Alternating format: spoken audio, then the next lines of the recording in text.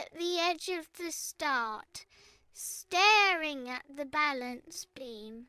To anyone else, it was just a piece of wood. But to her, it was a narrow bridge over an endless canyon. Her hands shook uncontrollably, and her breath came in short, jagged gasps that barely reached her throat. The gym was unnervingly silent, the air thick with the smell of chalk and old mats. Every pair of eyes felt like a weight on her shoulders. Her coach stood like a statue on the floor, his gaze steady and expectant. Lily looked down at the wooden plank. In her mind, it seemed to stretch for miles, a thin line between success and total failure. She felt the coldness of the floor beneath her toes, a final anchor before the ascent. The world narrowed down to this single terrifying moment of anticipation. She took a tentative step onto the beam, but the wood felt slick and unstable. Her foot wobbled immediately, the muscle in her calf twitching with a mind of its own. Before she could lose her balance completely, she jumped back down to the safety of the mat. She gripped the sides of her shorts so hard her knuckles turned white. Her heart hammered against her ribs like a trapped bird desperate for escape. The failure of that first step felt like a heavy stone in her stomach. She looked at her coach, her eyes pleading for a way out. The buzzing in her ears was growing louder, a static noise that drowned out everything else. She felt small, fragile, and completely alone in the center of the vast gymnasium, wondering if she could ever find the courage to try again.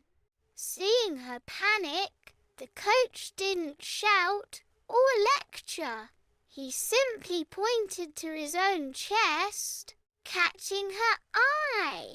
He inhaled slowly through his nose, his shoulders rising in a calm rhythm, and then he puffed out his cheeks, letting the air escape in a controlled burst. Lily watched him, her own chest heaving. She began to mimic him, trying to find that same rhythm. She pulled the cool air deep into her lungs, feeling it expand against her ribs. She held it for 3 long seconds, counting the beats of her slowing heart. When she let it out in a long, steady stream, the chaotic buzzing in her ears finally stopped. The world came back into focus. The beam didn't look like a canyon anymore. It was just a challenge she was prepared to meet. Peace replaced the panic. She stepped back onto the beam. This time, her foot was firm. She walked one step, then another, her eyes locked onto a single spot on the wall ahead. The wood felt solid now, but halfway across, disaster struck. Her left foot slipped on a patch of sweat or dust. She tilted sharply to the side. her arms flailing wildly as gravity tried to pull her down. In that split second, the old panic flared up, but she fought it back. Instead of screaming or jumping, she squeezed her eyes shut and forced another slow, deliberate breath. She felt for her center of gravity, squeezing her core and gripping the beam with her toes. Slowly, miraculously, she regained her balance. She stood tall once more, the fear finally broken.